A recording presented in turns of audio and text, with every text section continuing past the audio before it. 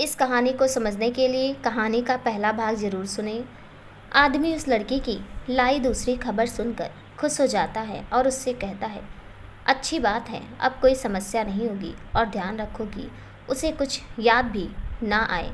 Doctor से बात कर लेना, साथ ही मिस्टर रहेजा से कहो अपनी बेटी के साथ यहाँ आ जाए, कुछ ज़रूरी बात करनी है। लड़का सिर झुका देता है और वहाँ से चला जाता है।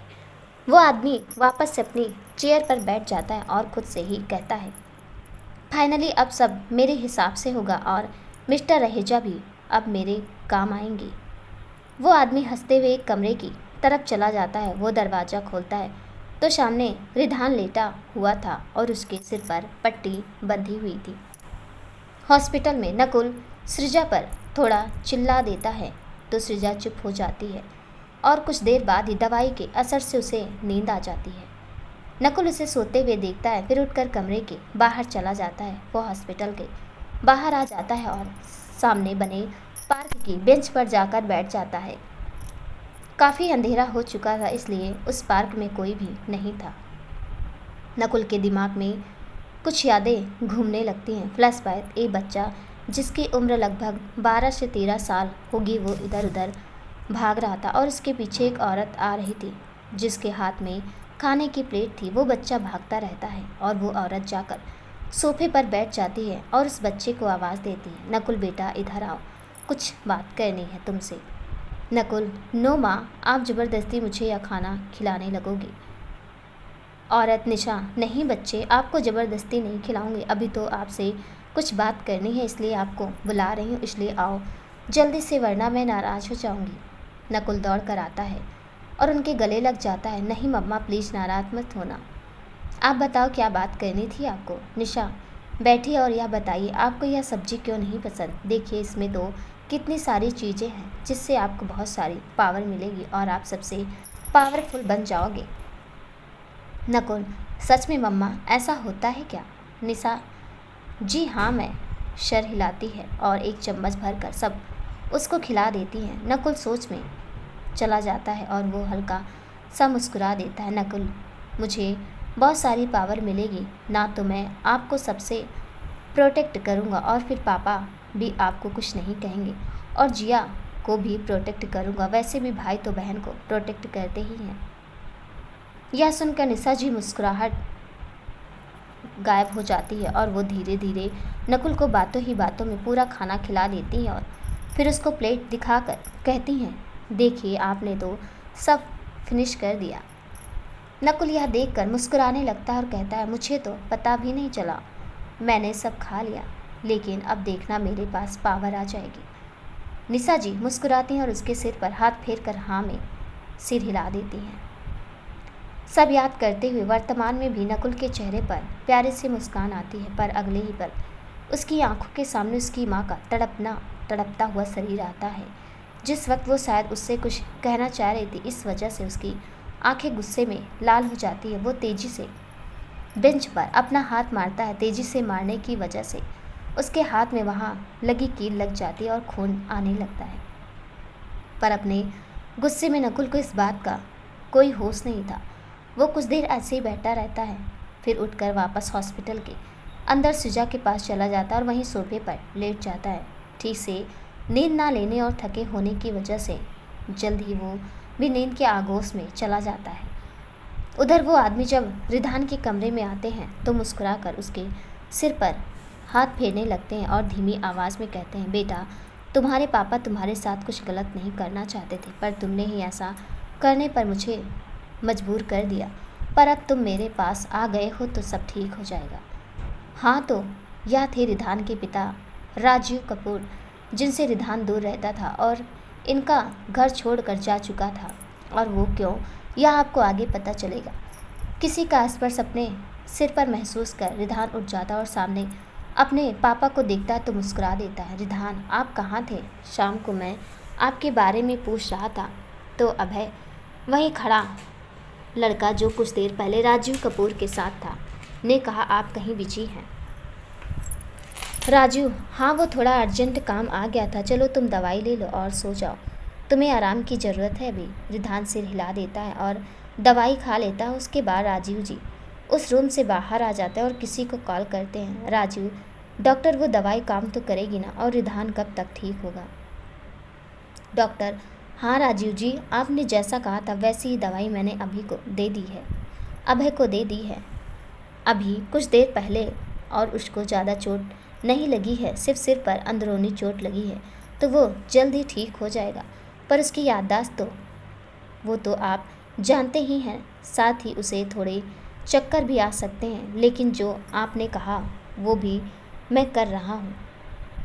राजीव, हाँ ठीक है, चिंता मत करो, तुम्हें कुछ नहीं होगा। जब तक मेरा बेटा मेरे पास है तुम भी सही सलामत रहोगे। उसके बाद वो कॉल कट करते हैं और अपने कमरे में जाकर चैन की नींद सो जाते हैं। अगली सुबह रिधान अपने कमरे में बैठे बैठे बोर हो चुका था, इसलिए वो जिद करके बाहर हॉल में आ जाता है। तभी डोरबेल बजती है। एक नौकर दरवाज़ा खोलता है तो सामने एक आदमी और उनके साथ एक लड़की खड़ी थी। वो आदमी पर्सनालिटी से काफ़ी रौबदार लग रहे थे, वही वो लड़की काफ़ी सिंपल सी लग रही थी देखने में। उसने कुर्ते के साथ जींस पहनी हुई थी और बालों की पोनी बनाई हुई थी। वो आदमी उस नौकर से कहते हैं, आओ जा अपने साहब से जाकर कहो मिस्टर रहेजा आए हैं। वो उन्हें बैठाकर इंतज़ार करने के लिए कहता है और खुद राजीव जी के पास चला जाता है।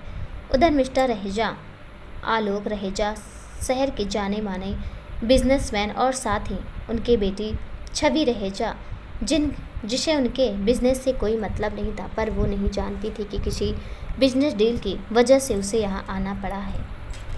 वो दोनों जाकर रिधान के सामने बैठ जाते हैं। रिधान उन्हें पहचानने की कोशिश करता है तो मिस्टर रहेजा कहते हैं, बेटा भूल गए क्यों? मैं आलोक अंकल। और फिर छवि की तरह इशारा करके कहते हैं, या छवि। रिधान थोड़ा सोचता है तो उसे मिस्टर रहेजा तो याद आ जाते हैं, पर छवि याद नहीं आती। तो वो कहता है, अंकल आप तो याद है मुझे, पर छवि नहीं। शायद सिर पर लगी चोट का असर है, डॉक्टर ने कहा है थोड़ा टाइम लगेगा ठीक होने में। मिस्टर रहेजा मुस्कुरा कर सिर हिला देते हैं। वही छवि बड़े ध्यान से रिधान को देख रही थी। मिस्टर आलोक रहेजा और उनकी बेटी छवि दोनों ही रिधान के सामने बैठे थे। आलोक जी रिधान से बात कर रहे थे, वहीं छवि बड़े ध्यान से रिधान को देख रही थी। तभी राजीव जी नीचे उतर कर आते हैं और मुस्कुराते आलोक के गले लग जाते हैं। छवि उनके पैर छूने के लिए आगे आती हैं तो वो रोक देते हैं और कहते हैं, अरे नहीं, बेटियां पैर नहीं छूती हैं, तुम बैठकर रिधान से बात करो, तब तक मैं तुम्हारे पापा से कुछ ज़रूरी बात कर लेता हूँ। छवि सिर हिला देती है। दोनों के पापा वहाँ से चले जाते हैं। छवि रिधान से बातें करने लगती है, पर अचानक से रिधान के सिर में दर्द होने लगता है। रिधान, आई एम सॉरी छवि, पर मेरे सिर में दर्द हो रहा है तो मैं अपने कमरे में जा रहा हूँ, तब तक तुम कुछ खा पी लो। छवि, ओके नो प्रॉब्लम, वैसे भी तुम्हें कुछ दिन आराम की काफ़ी ज़रूरत है तो तुम जाओ। रिधान उठकर जाने लगता है, पर जैसे वो थोड़ा आगे बढ़ता है चक्कर आने की वजह से वो थोड़ा लड़खड़ा जाता है, पर छवि का ध्यान उस पर ही था, इसलिए वो तुरंत उसे संभाल लेती है। दोनों एक दूसरे की तरफ देखने लगते हैं। फिर अगले ही पल छवि उससे कहती है, चलो मैं तुम्हारे रूम तक छोड़ देती हूँ, तुम बता दो कहाँ है रूम। रिधान उसे मना करता है, पर छवि उसकी बात नहीं मानती, तो फिर रिधान उसे अपना कमरा बता देता है तो वो उसे लेकर उसी तरफ बढ़ जाती है। स्टडी रूम में मिस्टर रहेजा और मिस्टर कपूर हंसते हुए कुछ बातें कर रहे थे। आलोक, तो मिस्टर कपूर आप अपना वादा पूरा करने वाले हैं ना, मेरी बेटी को अपने घर की बहू बनाकर? राजीव, जी मिस्टर रहेजा, अब हम अपना यह वादा ज़रूर पूरा करेंगे। पिछली बार उस लड़की की वजह से सब बर्बाद हो गया था। आलोक, वो सब तो ठीक है, पर यार रिधान का एक्सीडेंट कैसे हुआ? आपने कुछ बताया नहीं इस बारे में। यह सुनते राजीव के चेहरे पर पछतावे वाले भाव आ जाते हैं। वो सिर झुकाकर कहते हैं, यह सब मेरी वजह से हुआ है। उस लड़की से नफ़रत करने के चक्कर में मैं अपने बच्चे की ही जान लेने चला था। आलोक जी यह सुनकर हैरान हो जाते हैं, यह क्या कह रहे हैं आप? मैं कुछ समझा नहीं। राजीव जी अपना सिर झुकाकर कहते हैं, रिधान जब से घर छोड़कर गया था वो बस उसी लड़की के आगे पीछे घूमता रहता है। शुरू में तो मैंने बहुत कोशिश की उसे बुलाने की, पर वो आया नहीं। तो मैंने कुछ कहना छोड़ दिया। फिर कुछ दिन पहले मुझे पता चला कि किसी केस में उसको अरेस्ट कर लिया गया है। यह सुनकर मेरा पारा हाई हो गया। मैं उसे बाहर निकलवा कर उस लड़की को उसके सामने गलत साबित करना चाहता था, पर ऐसा कुछ नहीं, और गुस्से में मैंने उस लड़की को मरवाने का सोचा और 5 दिन पहले मैंने कार का एक्सीडेंट करवा दिया। उसमें रिधान भी था उसके साथ। वो तो किस्मत अच्छी थी कि रिधान को ज़्यादा चोट नहीं लगी, वरना पता नहीं मैं अपनी गिल्ट से कैसे निकलता। जब उसका बहता खून देखा तब मुझे पछतावा हुआ कि मैंने कितनी बड़ी गलती कर दी, सिर्फ उस लड़की से नफ़रत करने की वजह से। आलोक जी, चलो कोई बात नहीं, बस यह अच्छा हुआ कि रिधान को कुछ नहीं हुआ, लेकिन उस लड़की का क्या हुआ? राजीव जी, उसे भी किसी ने बचा लिया, पर वो कौन था या नहीं पता है। लेकिन अब यह अच्छा हुआ कि रिधान को वो बिल्कुल याद नहीं है।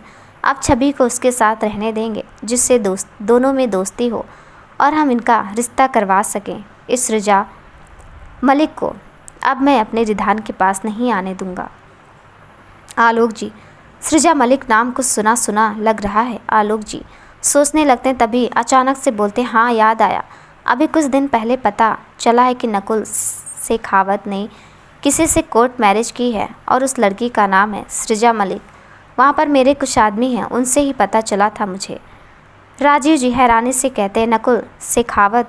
वो शेखावत एम्पायर्स का CEO, जिसने कम उम्र में ही अपना नाम पूरी दुनिया में फैला दिया, वो कैसे उस 2 कौड़ी की लड़की से शादी कर सकता है? आलोक जी, हमें क्या ही करना है, यह सोचकर उस लड़की ने किसी से शादी कर ली है, तो यह तो अच्छा ही हुआ ना हमारे लिए।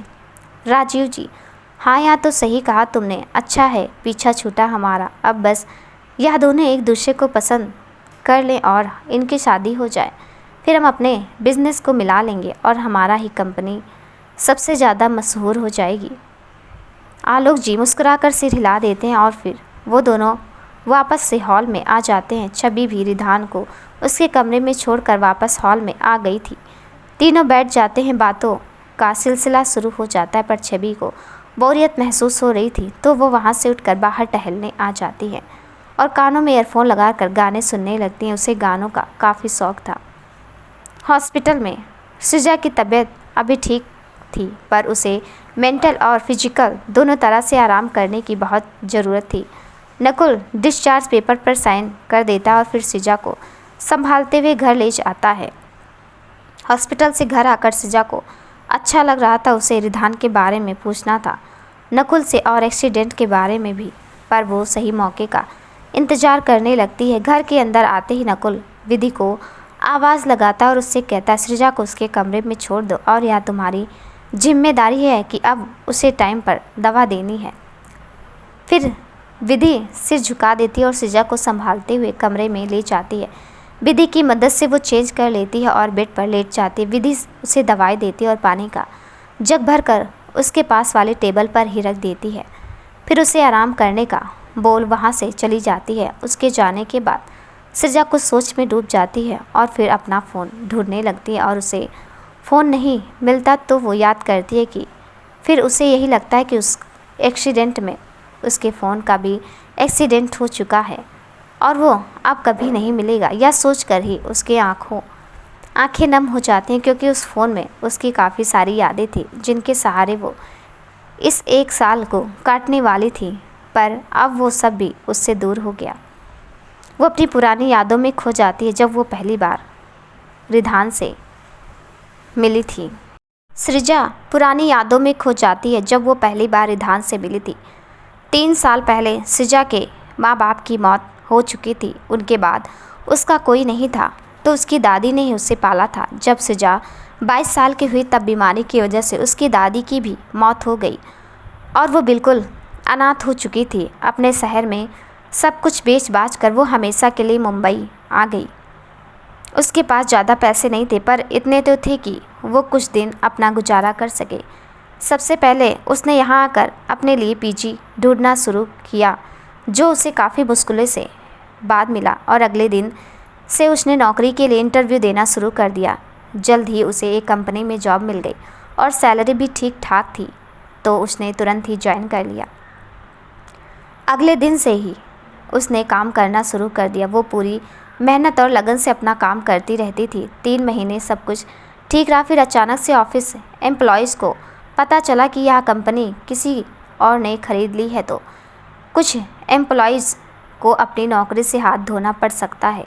यह सुनते सृजा सोच में पड़ जाती, क्योंकि वो किसी भी हालत में यह जॉब खोना नहीं चाहती थी।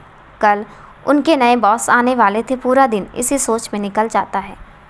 अगले दिन सृजा ऑफिस आती है तो कंपनी के मैनेजर उससे बताते हैं कि पिछले 6 महीने की रिपोर्ट के बेसिस पर एम्प्लॉयज़ को निकाला और रखा जाएगा। यह सुनते ही सृजा का डर बढ़ जाता है, क्योंकि उसे ज्वाइन किए हुए सिर्फ 3 महीने ही हुए थे। कुछ देर बाद कुछ एम्प्लॉयज़ को मीटिंग रूम में बुलाया जाता है। बॉस की चेयर पर एक लड़का बैठा था, जिसकी हाइट लगभग 5 फीट 9 इंच होगी। माथे पर आते बाल 3 पीस सूट में वो काफ़ी आकर्षक लग रहा था। वो फाइल में कुछ चीज़ें बड़े ध्यान से देख रहा था। केबिन में मौजूद सभी लड़कियां तो बस उसे ही देख रही थी, पर सृजा खड़ी खड़ी भगवान से अपनी जॉब बचाने के लिए कह रही थी। मैनेजर सामने बैठे लड़के से कहता, सर सब आ चुके हैं। वो लड़का सिर हिलाता और सामने से कि एक तरफ एक एक को देखता है। सृजा को ऐसे ऊपर मुंह करे बड़बड़ाते देखा तो वो हल्का सा मुस्कुरा देता, फिर तेज़ आवाज़ में बोलता है, so hello everyone, I am Ridhan Kapoor, your new boss.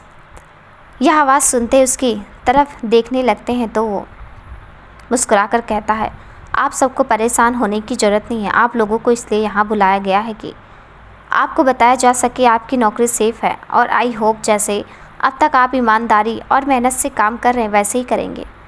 सब खुश होकर यस सर बोलते हैं तो रिधान भी मुस्कुरा देता है। सब वापस से अपनी टेबल की तरफ चले जाते हैं। सृजा खुश हो जाती है और अपनी नौकरी का सुनकर वो भी सबके साथ वहाँ से चली जाती है। रिधान सृजा के काम से काफ़ी खुश रहता था। धीरे धीरे दोनों में दोस्ती हो गई और यह दोस्ती कब प्यार में बदलने लगी उन्हें पता भी नहीं चला। 10 महीने सब ऐसे ही चलता रहा। आज सृजा का बर्थडे था और रिधान ने उसके लिए सरप्राइज पार्टी प्लान की थी। सृजा यह सब देख काफ़ी खुश हुई थी और उसी दिन रिधान ने उसे प्रपोज किया था, जिसे सृजा ने तुरंत ही एक्सेप्ट कर लिया था, क्योंकि वो भी रिधान को पसंद करने लगी थी। शुरू में सब कुछ सही चल रहा था, पर जब रिधान के पापा को सृजा के बारे में पता चला तो उन्होंने सृजा को दूर रहने की धमकी दी और साथ ही रिधान को भी मना किया उससे मिलने से, पर दोनों में से कोई नहीं माना और उन्होंने अपना रिश्ता नहीं तोड़ा।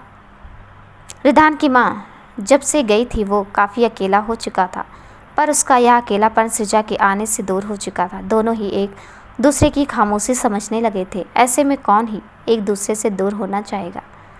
रोज़ रोज़ की लड़ाई से तंग आकर रिधान ने घर छोड़ दिया, पर यह कंपनी उसी के नाम थी तो वो अपना बिजनेस करता रहा, पर धीरे धीरे लॉस होने लगा राजीव जी की वजह से। पर रिधान परेशान नहीं हुआ। सृजा दूसरी जगह जॉब करने लगी थी जिससे पैसों की दिक्कत ना हो। दोनों अपनी छोटी सी दुनिया में खुश थे। रिधान के बिजनेस को लॉस में जाने से किसी ने बचा लिया था। सृजा याद करती है कि कैसे रिधान के बिजनेस क्लाइंट जिया ने रिधान की मदद की थी, पर जिया को याद करते ही सृजा के भाव बदल जाते हैं। वो अपना सिर झटकती है और फिर अपने यादों से बाहर आ जाती है। वो घड़ी की तरफ देखती है तो रात के 3 बज चुके थे। सृजा की आंखों से आंसू बहने लगे थे। रिधान को याद करके वो उससे दूर नहीं होना चाहती थी, पर उसके लिए याद करना पड़ा। पर एक्सीडेंट के बाद से रिधान की कोई खबर नहीं थी, इसलिए वो बेचैन हो रही थी। वो सोच रही थी कि रिधान अपने पापा के पास कैसे चला गया। नकुल भी अपने कमरे में लेटा हुआ था। नींद उसकी आंखों में नहीं थी। अजीब सी बेचैनी छाई हुई थी उस पर। वो उठता है और कमरे से बाहर आ जाता है। उसके कमरे के दूसरी तरफ सामने ही सृजा का कमरा था। वो टहलते हुए उधर की तरफ चला जाता और सृजा के कमरे की तरफ देखता है। दरवाज़ा खुला हुआ था और सृजा बेड पर लेटी रो रही थी। यह सब देखकर नकुल के दिल में एक कसक सी उठती है, पर ऐसा क्यों होता है यह उसे भी नहीं पता था। वो गार्डन में आ जाता है और टहलते हुए रिधान और उस एक्सीडेंट के बारे में सोचना लगता है। तभी उसका फ़ोन बजता है, तुरंत ही कट जाता है। नकुल फ़ोन निकाल कर देखता है तो क्रिश का कॉल था। वो वापस से उसे कॉल करता है।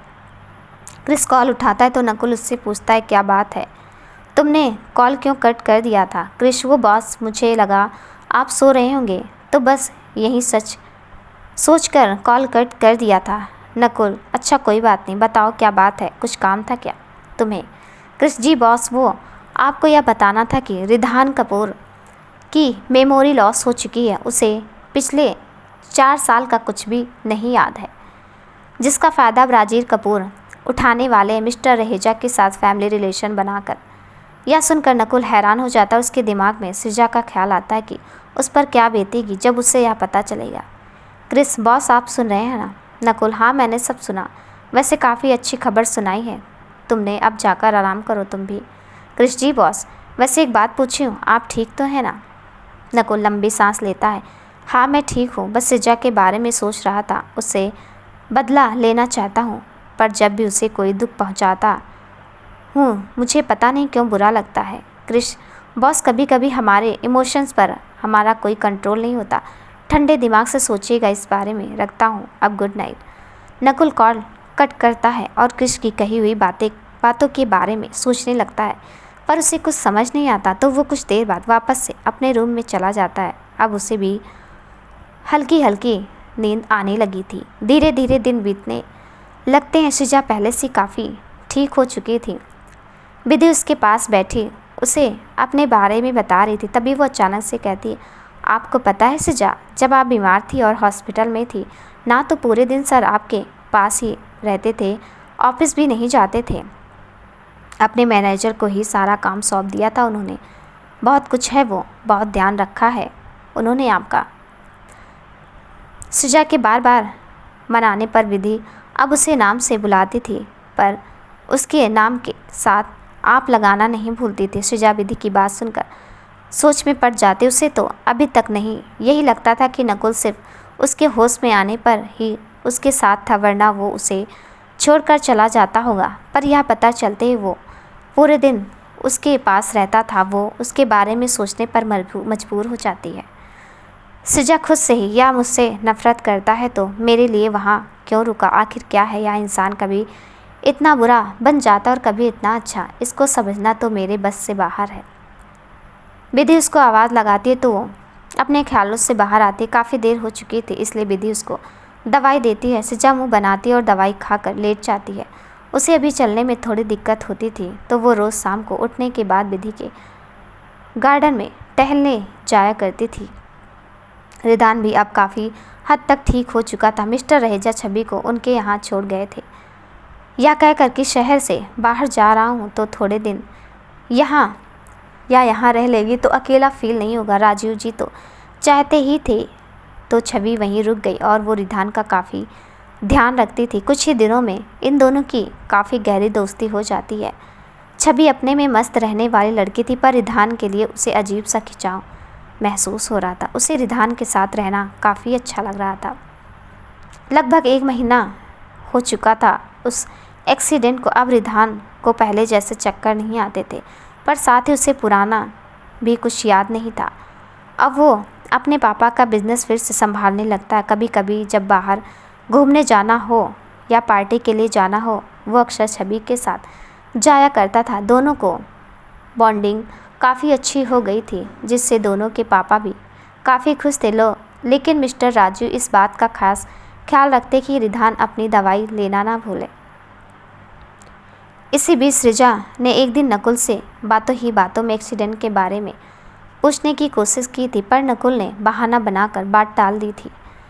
वो तब से रोज़ कोशिश करती पूछने की और साथ ही साथ रिधान का पता लगाने की। एक दिन उसे भी पता चल गया कि रिधान वापस से अपने पापा के बिजनेस में इन्वॉल्व हो चुका है। उसे बस एक ही बात खाए जा रही थी, कितना कुछ हो गया, पर रिधान ने एक बार भी उसे ढूंढने तक की कोशिश नहीं की। नकुल रोज़ रोज़ सृजा को नए तरीके से परेशान करने के लिए कुछ ना कुछ सोचता था, पर जब सच में परेशान करना हो तो वो उससे नहीं हो पाता था। यही बात उसे खाए जा रही थी कि वो सृजा को दर्द में क्यों नहीं देख पाता है। आखिर वो उसे यहाँ इसलिए ही लाया था कि उसे उसके गुनाह की सज़ा दे सके, हर पल तड़पा सके।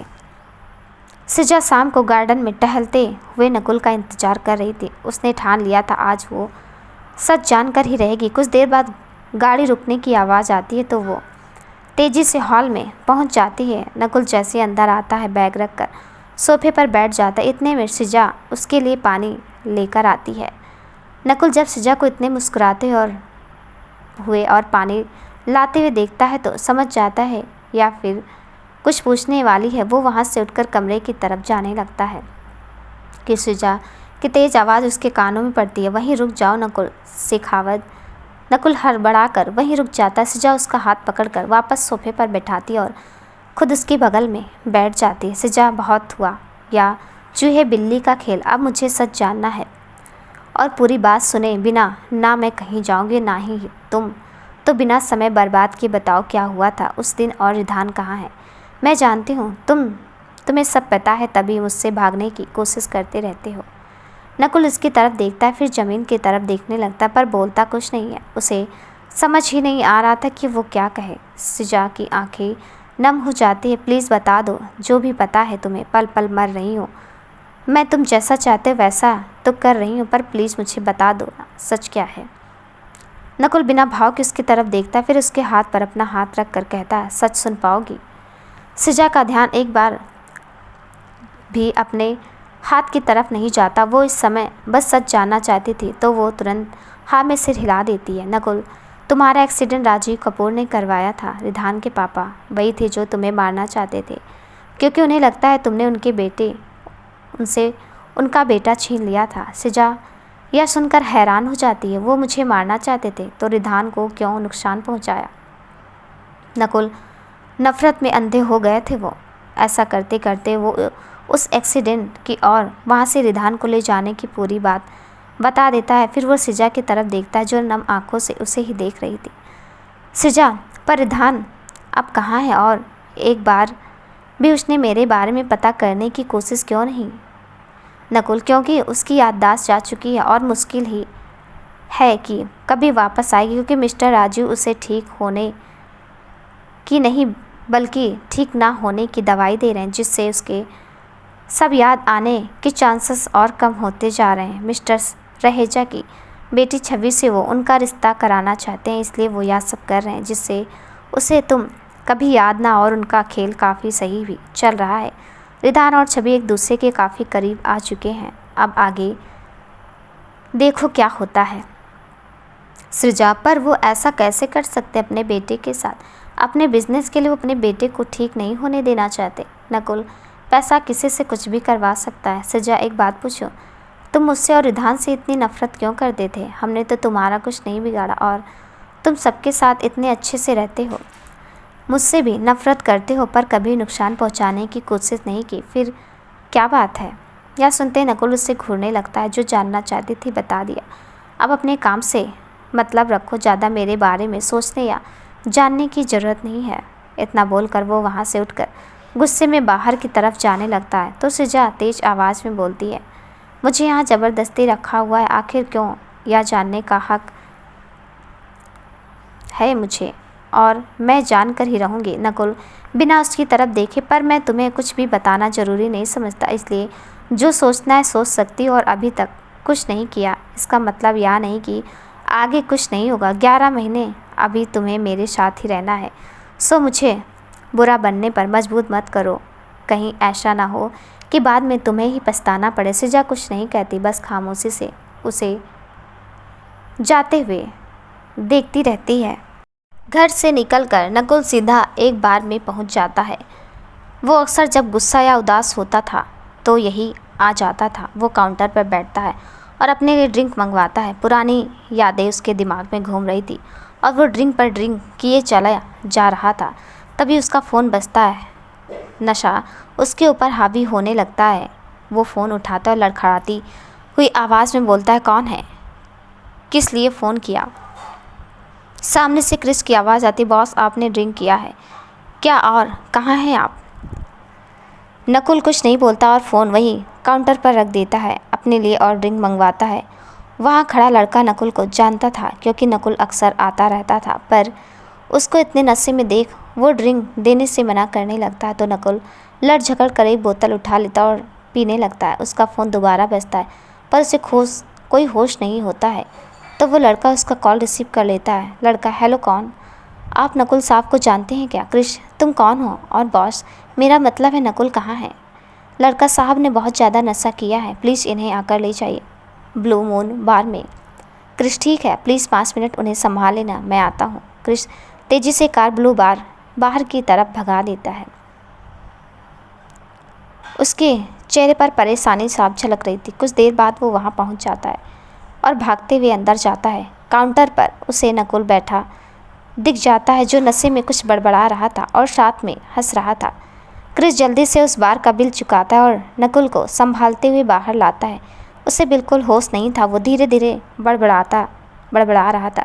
सृजा ने ऐसा क्यों किया? वो तो कितनी अच्छी है, अगर उसने नहीं मारा होता तो मैं तो उससे सच्ची में शादी कर लेता, बहुत प्यारी है वो। फिर क्रिश को हिलाते हुए कहता है, बताओ ना उसने ऐसा क्यों किया? क्रिश उसे कार में बैठाता और कहता है, किसी ने कुछ नहीं किया, आप आराम से बैठिए, हम घर चलते हैं, फिर आपको जो करना है हो कर लेना, लेकिन अभी बिल्कुल शांत। नकुल सिर हिलाता है और मुंह पर उंगली रख कर बैठ जाता है और जिस कार से नकुल आया था उसके ड्राइवर को घर आने का बोल देता है। क्रिश ड्राइविंग सीट पर बैठता है और कार स्टार्ट कर देता है।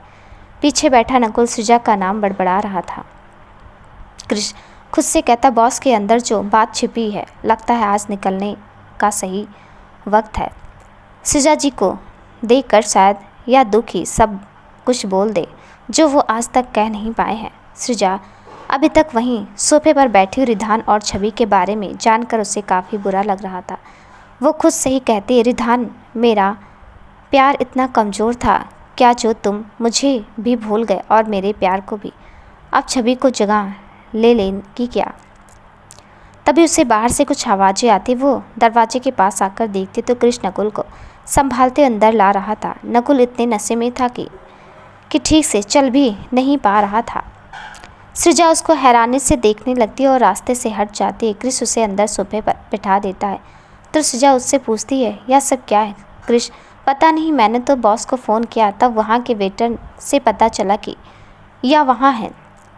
बहुत नशे में मैं लेने चला गया, शायद किसी बात से परेशान है। मुझे ज़रूरी काम से जाना है तो आप संभाल लेना। सृजा सिर हिलाती और क्रिश मुड़कर चला जाता। जाते वक्त उसके चेहरे पर हल्की सी मुस्कान थी। सृजा नकुल को देखने लगती है जो बैठा मुस्कुराता हुआ कुछ बड़बड़ा रहा था। वो उसे उठाने के लिए कहती, नकुल नहीं सुनता तो वो उसे हल्का सा डांट देती है। नकुल किसी छोटे बच्चे की तरह मुंह बना लेता और उठ जाता है।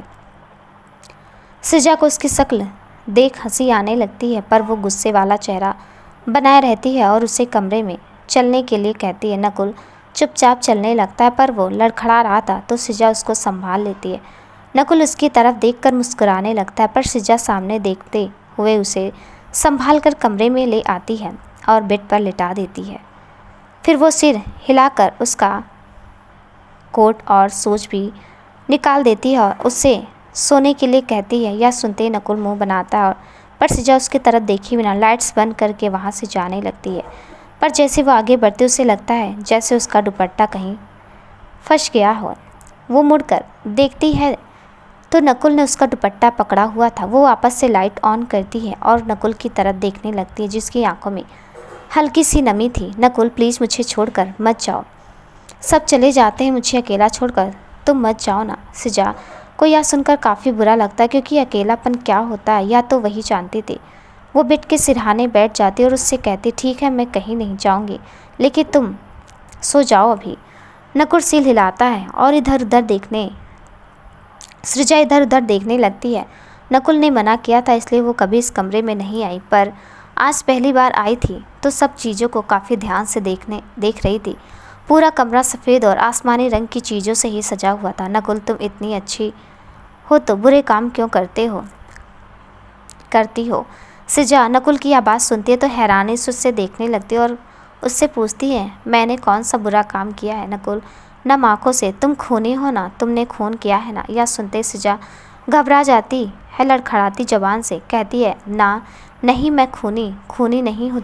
तुम्हें कुछ नहीं पता, तुम्हें नहीं पता नकुल, तुमने जिया को मारा है, तुम बुरी हो, तभी मैं तुम्हें सजा देने के लिए लाया, तुम बुरी हो, बुरी।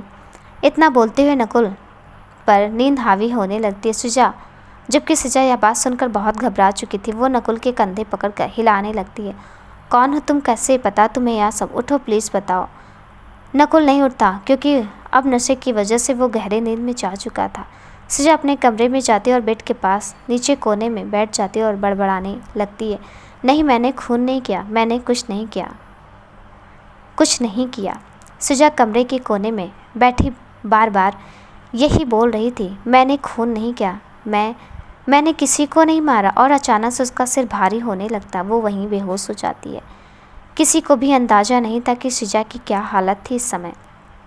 नकुल भी नशे की वजह से आराम से सो रहा था। उसे अंदाज़ा भी नहीं था कि वो जो बात छुपा रहा था, जाने अनजाने में उसने वही बात सृजा को बता दी। पूरे घर में बिल्कुल शांति पसरी हुई थी, शायद तूफान से पहले की शांति।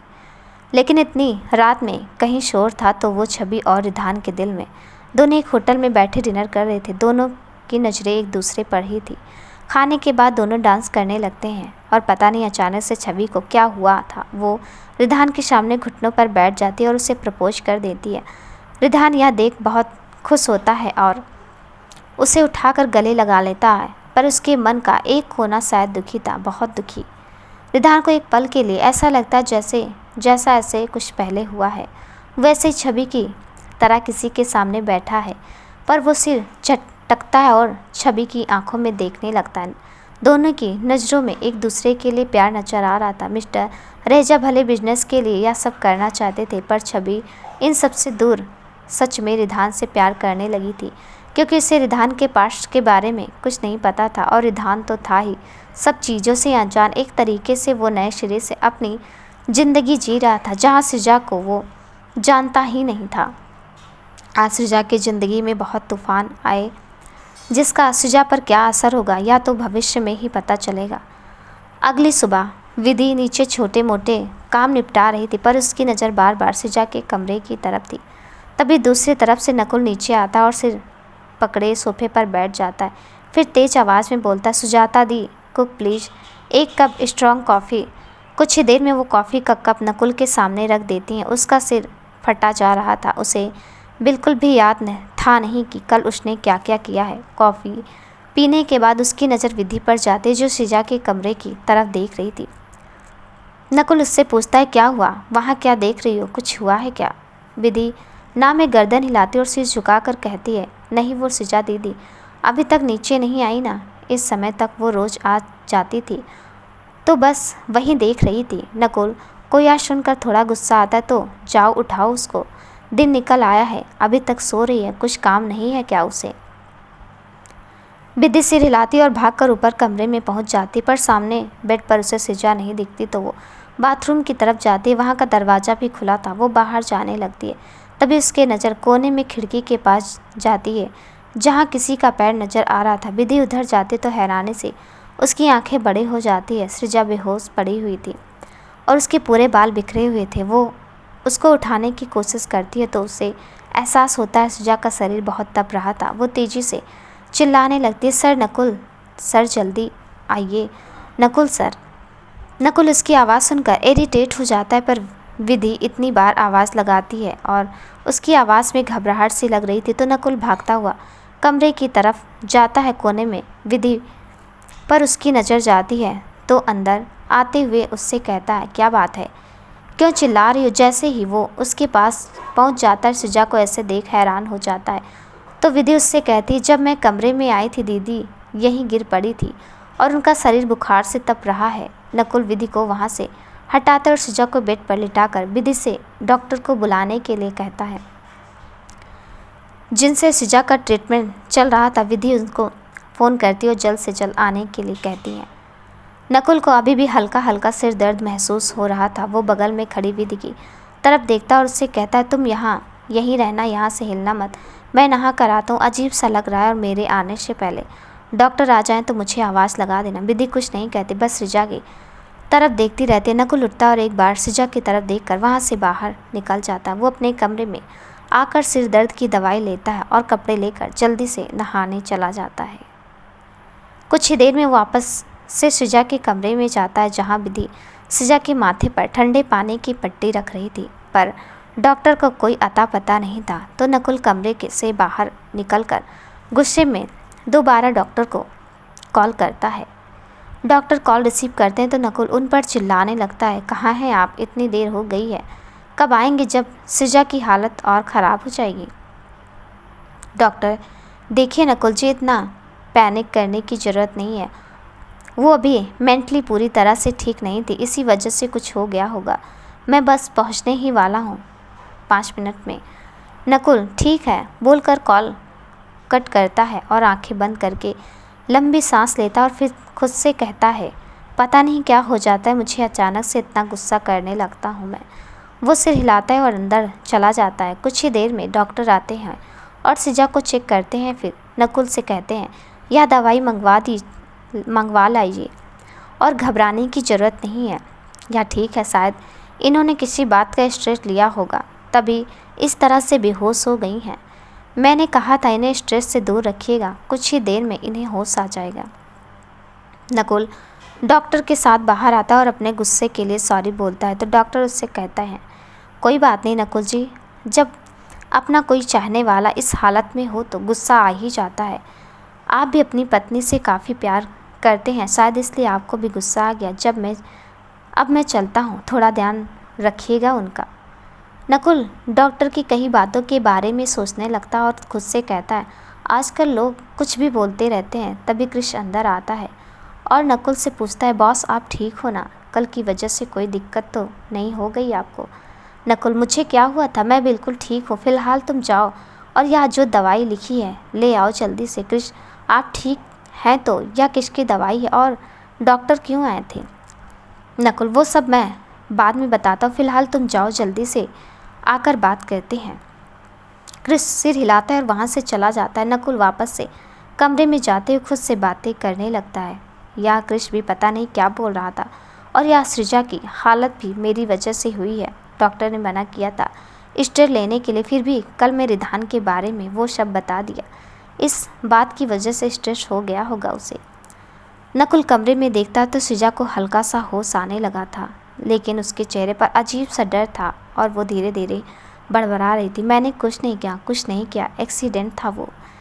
नकुल को उसकी कोई भी बात समझ नहीं आती। वो विधि को जाने के लिए कहता और खुद उसके बगल में बैठ जाता है। नकुल विधि को वहाँ से भेज देता है और खुद उसके बगल में बैठ जाता है, लेकिन सृजा क्या बड़बड़ा रही है उसे कुछ समझ नहीं आ रहा था। वो बस धीरे धीरे बड़बड़ा रही थी, मैंने कुछ नहीं किया। नकुल सोच में पड़ जाता, अगर यह रिधान की वजह से स्ट्रेस में थी तो उसका नाम लेना चाहिए था, पर यह ऐसा क्यों कह रही है? मैंने कुछ नहीं किया, होश में लाना पड़ेगा इसे। नकुल वहीं रखा पानी हल्का सा उसके चेहरे पर छिड़क देता। सृजा धीरे धीरे अपनी आँखें खोलती है और इधर उधर देखने लगती है। सृजा, क्या हुआ? तुम यहाँ क्यों बैठे हो और मैं यहाँ कैसे? नकुल क्या बड़बड़ा रही थी, तुम क्या नहीं किया तुमने? सृजा को यह सुनते ही रात की बातें याद आ जाती और वो हड़बड़ाते हुए कहती हैं, कुछ नहीं किया मैंने, तुम जाओ, मेरा सिर दर्द हो रहा है, तुम मेरी वजह से अपना काम मत छोड़ो। नकुल उसके बदले मिजाज से एकदम हैरान हो जाता है और उससे कहता, ठीक है लेकिन दोबारा स्ट्रेस मत लेना, बेहोश हुई पड़ी थी, तुम अभी कृष दवाई ला रहा है, टाइम से ले लेना।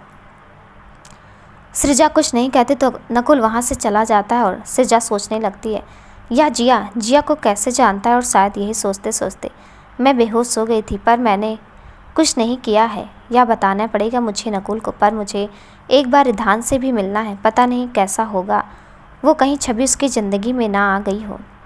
कुछ देर बाद कृष दवाई नकुल को देता है तो नकुल विधि को आवाज़ लगाकर सब समझा देता और सृजा को दवाई देने के लिए भेज देता है। विधि चुपचाप वहाँ से सृजा के कमरे में चली जाते हैं। नकुल, कृष कल क्या हुआ था, किस बारे में बात कर रहे थे तुम? कृष हैरान होकर, आपको बिल्कुल याद नहीं कि कल आपने कितनी ड्रिंक कर ली थी और आप ना जाने क्या क्या बड़बड़ा रहे थे? नकुल, बड़बड़ा मतलब क्या बोल रहा था? मैं कुछ याद नहीं है। कुछ याद है तुम्हें? कृष मुस्कुराते हुए, आप कह रहे थे मुझे सृजा से सच्ची में शादी करनी, वो बहुत अच्छी है। नकुल यास सुन कर झेप जाता है तो कृष कहता, आपको यहाँ हॉल में पहुँचाकर मैं चला गया था, फिर आपने क्या क्या बोला होगा मुझे नहीं पता। नकुल, तुम यहाँ हॉल में छोड़ गए थे तो मैं अपने कमरे में कैसे पहुँचा? वो तो और कोट सूज या सब भी नहीं था, मैं काफ़ी अच्छे से सो रहा था। कृष, कोई और तो था नहीं, उस समय सब जा चुके थे, तो सृजा भाभी ही छोड़ कर आई होंगी ना आपको, और उन्होंने ही आपको ठीक से सुला दिया होगा। क्रिस जानबूझकर भाभी शब्द पर जोर देता है तो नकुल उसको घूरने लगता है। क्रिस दांत दिखाता है और वहाँ से बाहर उठकर चला जाता है। नकुल सिर हिलाता और सृजा के बारे में सोचते हुए अपने कमरे में चला जाता है।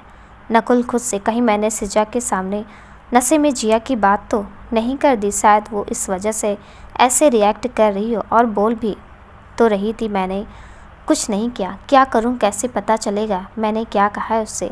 उधर विधि सृजा को दवाई देकर रूम में से चली जाती है, पर सृजा के दिमाग में रात की बात और रिधान ही चल रहा था। उसे समझ नहीं आ रहा था क्या करे। पूरे शरीर में दर्द की वजह से वो बेड से उठ तक नहीं पा रहे थे, इसलिए इस हालत में वो उसके ऑफिस तो बिल्कुल नहीं जा सकती थी। नकुल उठकर सृजा के कमरे के बाहर जाता और बाहर से ही उसे देखने लगता है। सृजा जैसी अपने नज़रें बाहर की तरफ कर दे, नकुल तुरंत छुप जाता है, तो सृजा को कोई नज़र नहीं आता। दवाई खाने की वजह से वो धीरे धीरे नींद के आगोश में चली जाती है। उसके सो जाने के बाद नकुल अंदर आता है और उसके सामने खड़े होकर धीमी आवाज़ में कहता है, मुझे नहीं पता नसीम मैंने तुमसे क्या कहा, और ना ही तुम्हें देखकर लगता है कि तुम किसी को मार सकती हो, पर जो भी हो हमारा एक दूसरे से दूर रहना ही बेहतर है। वहाँ से निकलकर अपने कमरे में जाता और तैयार होकर ऑफिस जाने लगता है। साथ ही वो विधि से सृजा का ध्यान रखने के लिए कहता है। धीरे धीरे एक दिन बीत रहे थे। नकुल सुबह सृजा के उठने से पहले घर से निकल जाता है और रात में भी देर से आता है। वो सृजा के सामने आने से बच रहा था, या कहीं गुस्से में उसे उल्टा सीधा ना बोल दे, इस वजह से भाग रहा था। इसमें से क्या वजह थी या तो वही जानता था, लेकिन रोज़ वो सृजा के कमरे के बाहर से देख जरूर लेता था। सृजा उसके बदलते स्वभाव को देखकर सोच में जरूर पड़ जाती है, पर इस समय उसका रिधान से मिलना ज़्यादा ज़रूरी था। एक दिन यही सोचकर वो बिना किसी को बताए घर से निकल जाती और रिधान के ऑफिस जिसमें इस समय वो काम करता था वहाँ पहुँच जाती। वो अंदर जाने का तरीका सोचने लगते। सिक्योरिटी गार्ड चेकिंग के बाद उसे अंदर जाने देते हैं, पर रिसेप्शन पर बैठी लड़की उससे रोक देती है। रिसेप्शनिस्ट, मैम आप बिना अपॉइंटमेंट के सर से नहीं मिल सकती हैं। सृजा, पर आप एक बार उनसे तो पूछ लीजिए, वो खुद मुझे बुला लेंगे।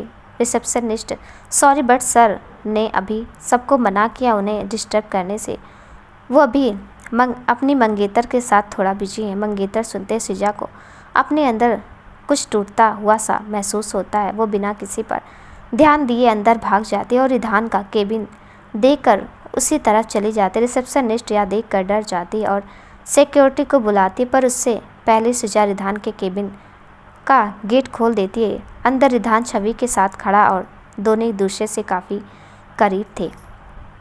वो दोनों सृजा को देखते हैं तो थोड़ा दूर हो जाते। रिधान गुस्से में चिल्लाता है, कौन हो तुम और बिना परमिशन के अंदर कैसे आई? सृजा, तो मुझे भूल गए रिधान, अपनी सृजा को मुझसे इतने वादे किए थे, अपने डैड को छोड़कर मेरे साथ थे तुम। उस दिन एक्सीडेंट के समय भी मैं तुम्हारे साथ थी, तो फिर तुम मुझको कैसे भूल सकते हो? रिधान और छवि दोनों हैरानी से उसे देखने लगते हैं। फिर रिधान थोड़ा शांत होकर कहता है, शायद आपको कोई गलतफहमी हो गई है, मैं तो आपको जानता तक नहीं। इतने में सिक्योरिटी आती है और सृजा को वो लोग ले जाने लगते हैं, तो छवि उन्हें रोक देती है और सृजा के पास आकर पूछती हैं, आप सच में रिधान की बात कर रही हैं?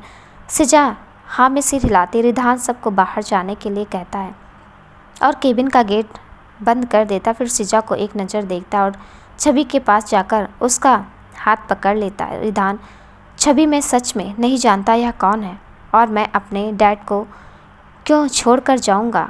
छवि, रिलैक्स रिधान, मुझे तुम पर भरोसा है, और अगर यह लड़की एक्सीडेंट के बारे में जानती है तो वो कह रही है, हमें सुनना चाहिए। रिधान सिर हिला देता है तो छवि सृजा से अपनी बात पूरी करने के लिए कहती है, सृजा, मुझे पता है उस एक्सीडेंट में तुम्हारी मेमोरी लॉस हो चुकी है, पर मैं जो कह रही हूँ सच कह रही हूँ। मैं उस दिन तुम्हारे साथ ही थी और यह एक्सीडेंट तुम्हारे पापा ने ही करवाया था मुझे मारने के लिए, और काफ़ी हद तक वो सफल भी हो गए थे। यह सुनते वो दोनों आंखें फाड़े सृजा को देखने लगते हैं। दोस्तों, आपको मेरी ये कहानी कैसी लगी हमें कमेंट में ज़रूर बताइएगा, और प्लीज़ मेरे चैनल पर नए हैं तो मेरे चैनल को सब्सक्राइब ज़रूर कर दीजिएगा। मिलती हूँ अगली भाग के साथ, तब तक के लिए नमस्कार दोस्तों।